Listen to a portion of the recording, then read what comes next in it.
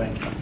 Fellas, I appreciate it. This is actually the first time I've ever been in the room with the players before a game and been able to converse with them, talk with them, just kind of give you my views of the black and gold. To me, the black and gold is sacred. Now, I came in 1969 when Southern Miss really didn't have anything.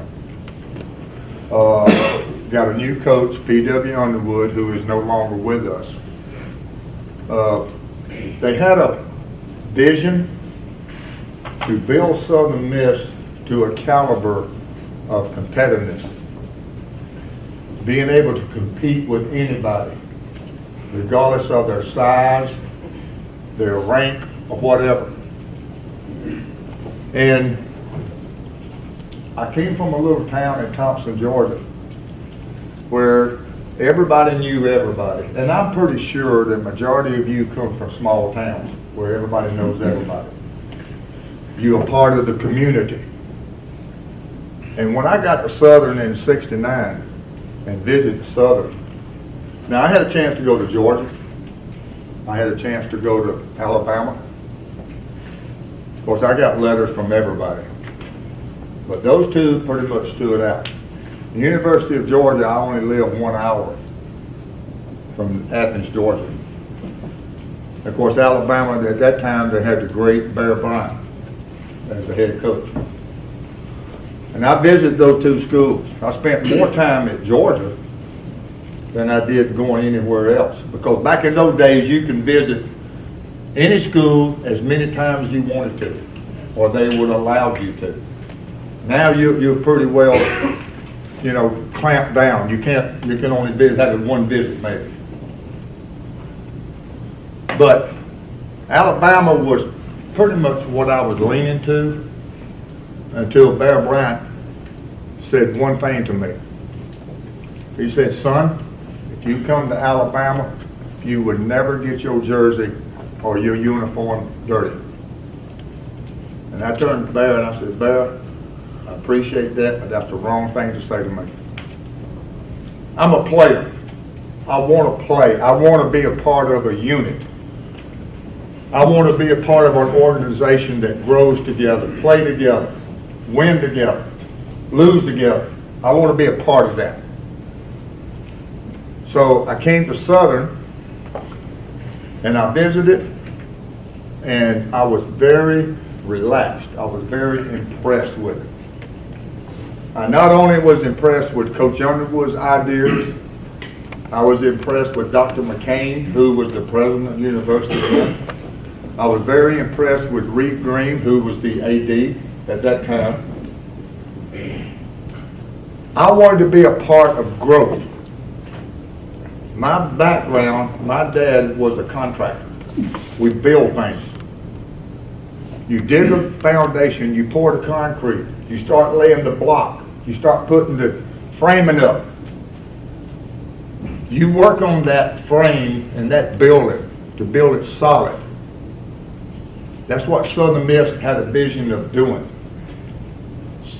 And do you see what you have now? This is not what I had when I was here. We had the rock, which was the first level on each side. That's all we had. Here, it looked like a maintenance building, a part of the university where the maintenance people come and store things. This was our locker room. This was our coach's office, our meeting rooms. Our weight room was upstairs. It's where we had it. So what you have here now is a building block of what we started back in '69. So I got a lot of pride in the University of Southern Miss. And what I'm trying to instill in you, I want you to carry on that pride. It doesn't matter what you do on the field, what position you play, when you play. Are you a starter? Are you a backup? Third string? It makes no difference. You have to be a part of a unit. You have to trust one another. And you got to grow together. You got to know what each one of you does at the time you're supposed to be doing it. You have a talent, God gave it to you. Use it. Use it along with your teammate, the guy that's playing next to you. Know what he does. He knows what you do. Play as a unit. But when you play from here. You got great talent, but if you don't have it here, that talent goes out the door. You got to be comfortable in what you do and do it to the best of your ability. Don't be afraid to be reckless. That's what football is about. It's a very brutal game. It's a reckless event. But know what you're doing. But when you're on that field, say Saturday, have fun. Because you only got 4 years to do this. And you got so many games per year. But each game is an individual step to a championship. And you take one game at a time. If you make a mistake, okay, you're just human. But you learn from what you did wrong. Never take away from what you do right. But go with it and learn from that. I know all the years I played, I made mistakes. But one thing about us, compared to what you have now, you all have a lot more talent. You have a lot more going for you. You got great coaches. You got great facilities. You got great training.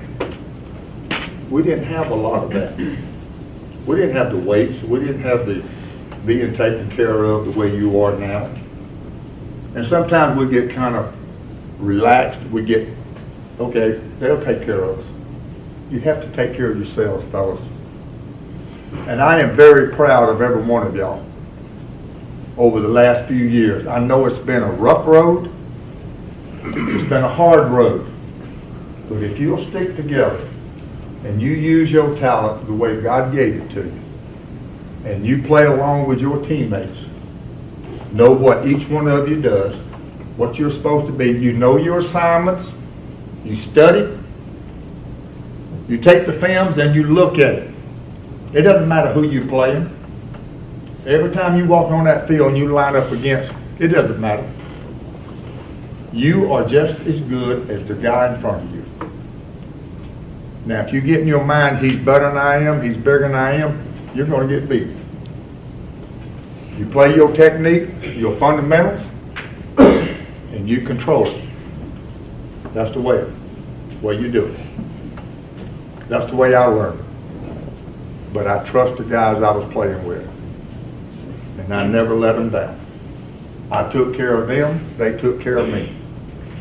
What I did in 14 years with the Raiders, what I did 4 years with the Southern Miss, I did it because I had great people next to me. You may have the greatest talent in the world, but you can't do it by yourself. Same thing in the real world in business. You work in a corporation, you got to have somebody to help you, right? Trust them. Play with them. Help them out. But take care of your responsibility first. Then you'll be successful in life. I know the old phrase, it's not where you win or lose, it's how you play the game.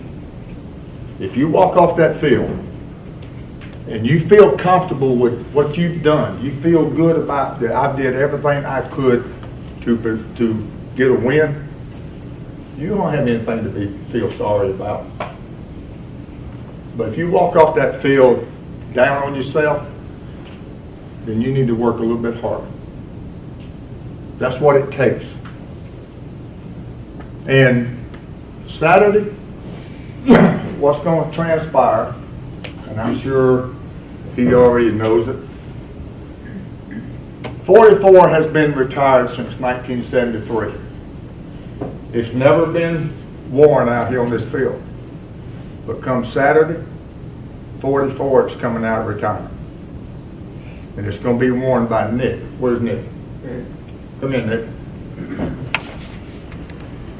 The reason he's wearing this, because he exemplifies what Southern Miss Golden Eagles are all about. And I'm proud that you're wearing this. I want you to be the leader, take control of them, lead them, direct them, and I want y'all to start winning back again. Get that tradition back. I'm back behind you, son. I'll be behind you all the time. Black and gold comes out of my blood. And I'll never lose black and gold at Southern Miss or anywhere. I was black and gold in high school. I was black and gold at Southern. Of course, I went black and silver with the Raiders.